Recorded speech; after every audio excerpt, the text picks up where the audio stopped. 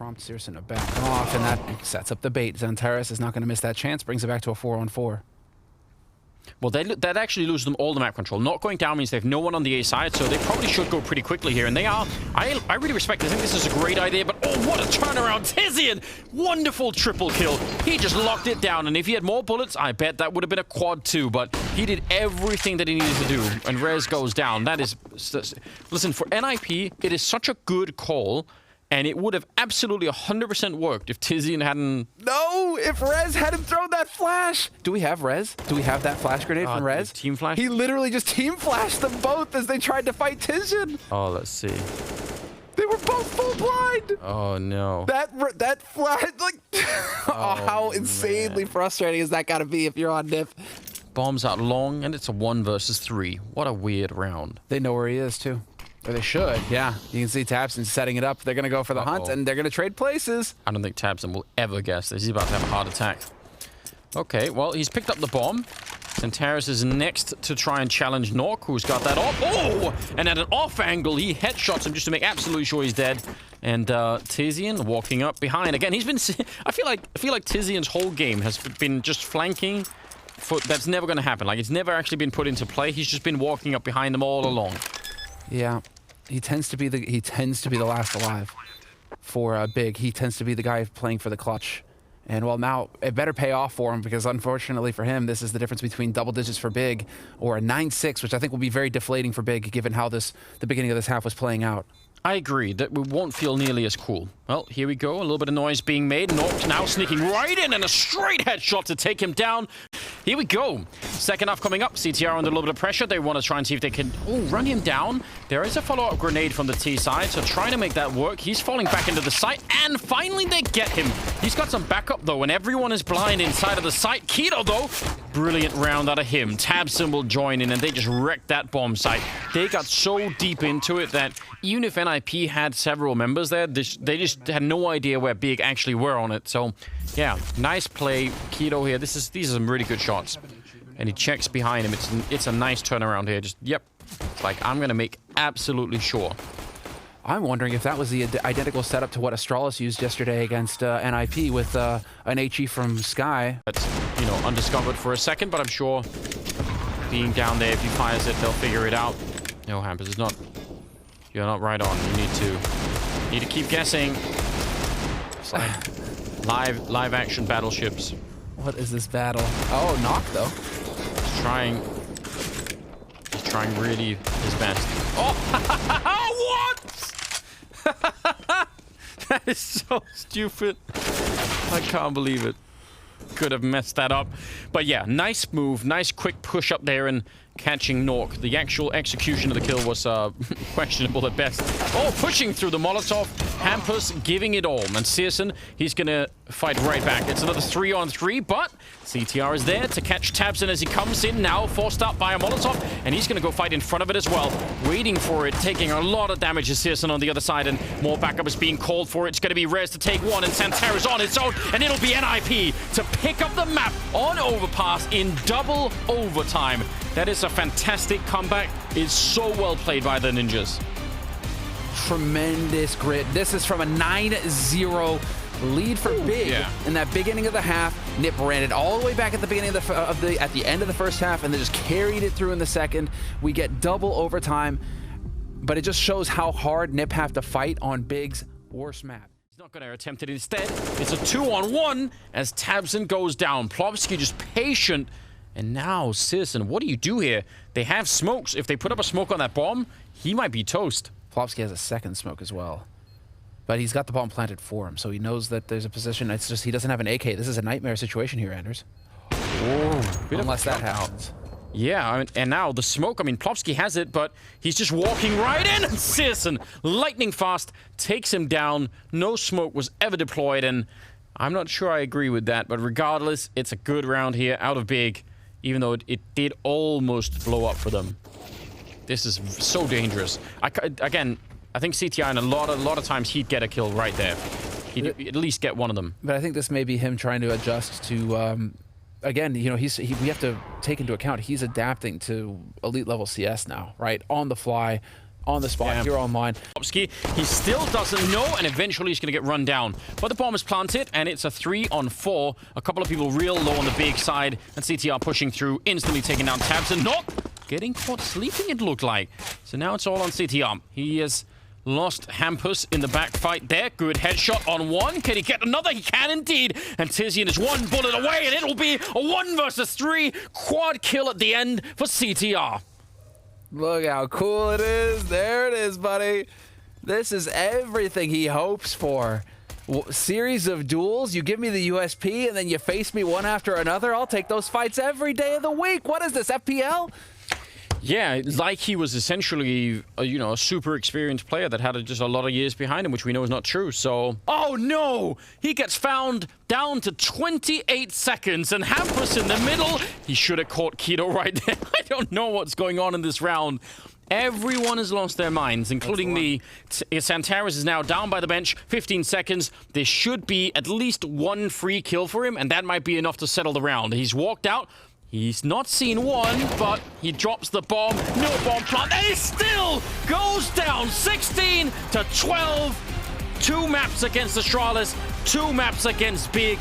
NIP are definitely here to play. And that is everything riding on one bullet, on one kill there in the end to clutch it out on the final round. NIP coming alive for Swedish CS. They can be proud of their performance here. 4-0 in maps, in the groups, and they are through. No showdown for these guys. It's straight through to the finals. Astralis showing us 2 of them here in round 4. Device. Ooh. I like it when you get dangerous. Jumps up Xbox. Goes peeking towards top mid. Sure enough, OG there, crouching inwards, crawling towards him. We've still got a flashbang, a smoke grenade here for Astralis to work with. Cat control still very under wraps, not a problem. They're just locking down this retake attempt on the forefront of it all. Alexi has 1 point of health left over. Smoke grenade to cancel out the molly. That makes it a little bit more interesting, but that damage that just landed, that is huge. And Glaive, he's gonna jump on top of this bomb. It's a 5-second stick. Valda's on the wrong side. Valda doesn't hit him in time. He got him. Holy hell, he actually pulls that out. No way that just happened. Believe it or not, it did. Why do you have to swing off Cat if the bomb's planted there? Did he come all the way out to...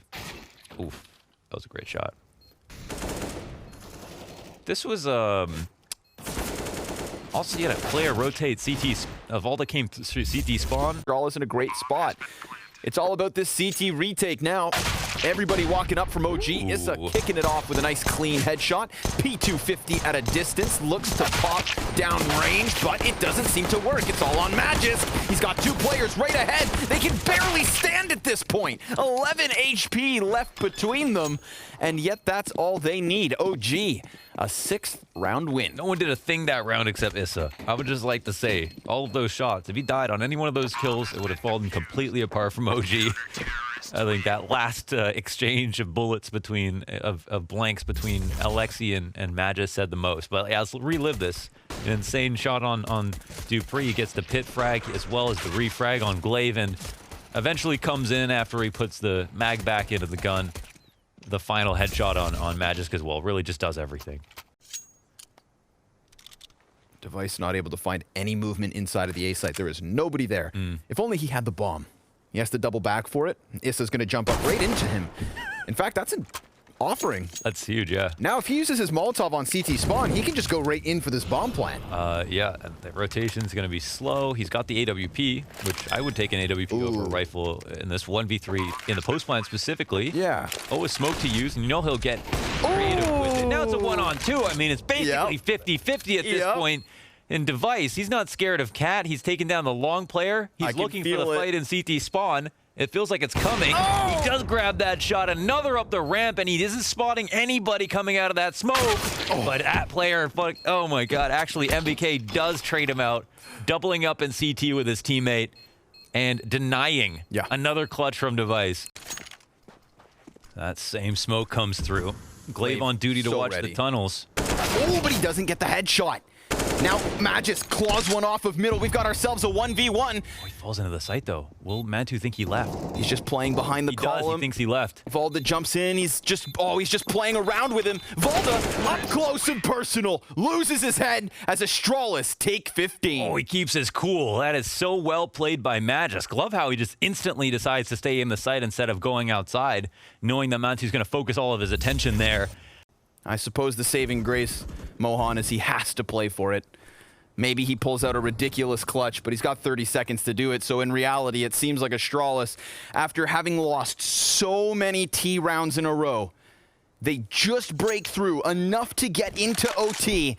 And from there, we saw a really fiery tempo from Astralis' T side. Really kind of cranking the dial, getting the rounds they needed. And I mean, Mantu literally can't win this. So congrats to the Danes. They close out on Dust 2, but a much closer affair than some would have expected. Oh, I mean, the game was almost over, man. It was like 14-10 here for OG. And it was tough at the end. They lost a few rounds in a row, of course. That is what Astralis can do to you. They take it to overtime after dropping round 30, but they close it out, and that's all that matters. Yep. 1-0 up, and now, you know, Inferno is a little bit less scary. OG are going to be in their comfort zone. Well, it begins with an opening kill from Dupree. NBK loses his head. And even despite that frag towards the A site, Astralis, they're going to continue on this journey towards B, which is exactly where OG would hope they attack. We've got Volda boosted up on boxes. We've got a man back in the dark corner. And Device missing his chance at a clean opening kill here. Mantu just one frag. Always the possibility of a threat to push through spawn smoke. Volda holding for now, does die to Dupree. And the last two members of OG both over on coffins. Whoa, Zipix, the moment he plants that bomb, gets killed. Low HP as well for Astralis. This is not a bad spot for OG whatsoever. They've still got the kit on Alexi B. They have to understand that these remaining players are pinned to the back of the bomb site. It's just a matter of getting clean kills, which has happened both directions. Dupree, the ace in the pistol. Nice low HP, no grenades for the terrorists. Oh, man. But he could cut off Volda. Oh, he's waiting for that, too. My goodness. Is this the perfect angle? Ooh, he changes angle. And that's what's going to ultimately cost him. Magisk, he could have just seen the barrel.